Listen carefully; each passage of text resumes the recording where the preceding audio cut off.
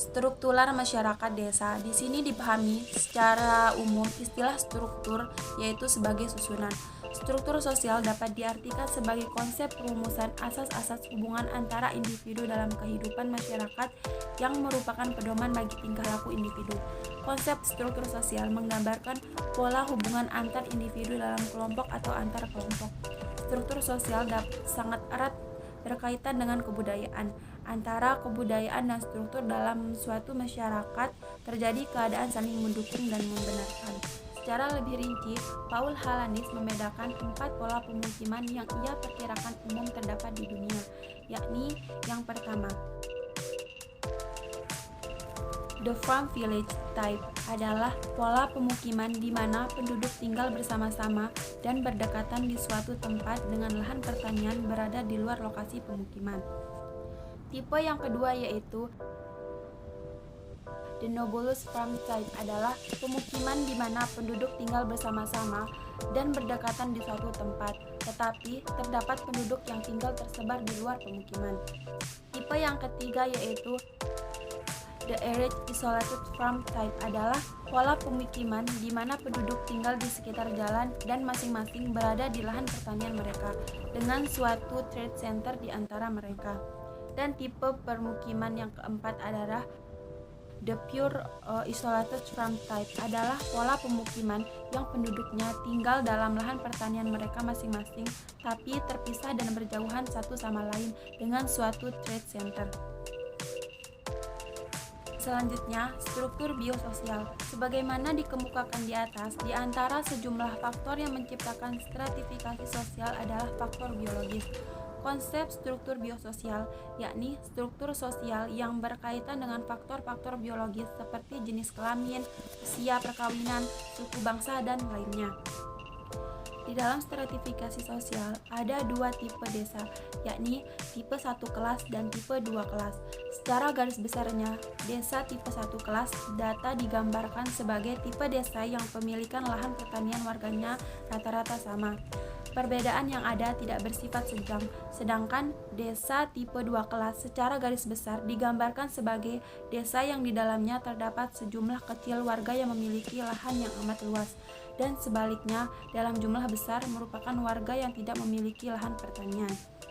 Terdapat 2 macam desa tipe 1 kelas yang memiliki karakteristik yang berbeda. Pertama adalah desa tipe 1 kelas yang pemilikan lahan warganya rata-rata luas.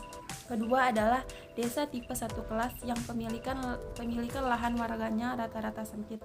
Sedangkan desa tipe 2 kelas cukup banyak terdapat di berbagai tempat dan merupakan pola tradisional di dunia ini.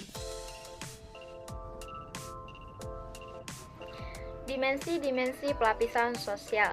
Stratifikasi sosial sebagai suatu piramida yang akan lebih terlihat dalam desa tipe kelas 1, yakni apabila setidaknya memenuhi 2 persyaratan. Yang pertama, apabila kesamaan pemilikan tanah, warganya tidak bersifat mutlak. Keberagaman dan kesamaan penguasaan tanah yang jelas di antara petani umumnya terlihat di negara-negara sosialis.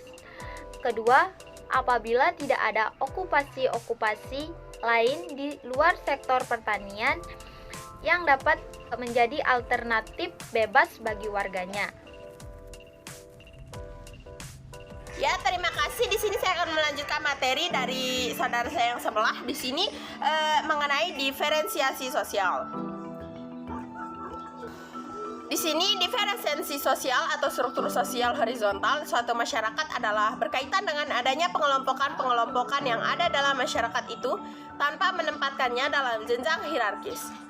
Struktur sosial horizontal suatu masyarakat adalah gambaran dari heterogenitas sosial masyarakatnya. Pengertian diferensiasi sosial tidak perlu berkaitan dengan pengelompokan dalam artian, melainkan juga berkaitan dengan sikap atau tingkat inteligensi, yaitu kemampuan mental atau inteligensi seseorang untuk mendiferensiasikan sesuatu. Lanjut, di sini tingkat diferensiasi sosial di desa Pakis Haji ini sudah mulai kelihatan karena sebagian masyarakatnya berprofesi sebagai buruh pabrik, pedagang pasar, PNS, dan sisanya sebagai petani. Perbedaan profesi ini menyebabkan pengelompokan dalam masyarakat tersebut. Dalam artian, pengelompokan ini tidak begitu mempengaruhi hubungan antar masyarakatnya. Kemudian kita lanjut ke materi mengenai aspek-aspek struktural masyarakat desa. Di sini, aspek-aspek struktural masyarakat desa menggambarkan keadaan desa asli yang masih cenderung bersifat tradisional. Menurut Pak Kusni, masyarakat desa Pakis Haji pada saat ini cenderung modern. Hal ini dikarenakan banyak teknologi yang masuk ke desa tersebut. Sebagai contoh, listrik sudah masuk ke desa dan penduduk sudah banyak yang mempunyai peralatan elektronik seperti televisi, kulkas, radio, komputer, dan lain-lain. Dalam artian, jalan masuk desa juga sudah diaspal, sehingga tidak lagi becek pada saat musim hujan dan tidak berdebu pada saat musim kemarau atau musim panas. Petani di desa Pakis Haji ini juga sudah menggunakan peralatan modern untuk mengolah lahan pertanian, yaitu menggunakan traktor. Kemudian untuk pengangkutan komoditi hasil pertanian tidak menggunakan gerobak. Di sini sudah modern dengan cara menggunakan mobil pick-up atau mobil truk. Kemudian di sini kita dapat simpulkan dari pembahasan yang sudah saya sampaikan tadi itu. Di sini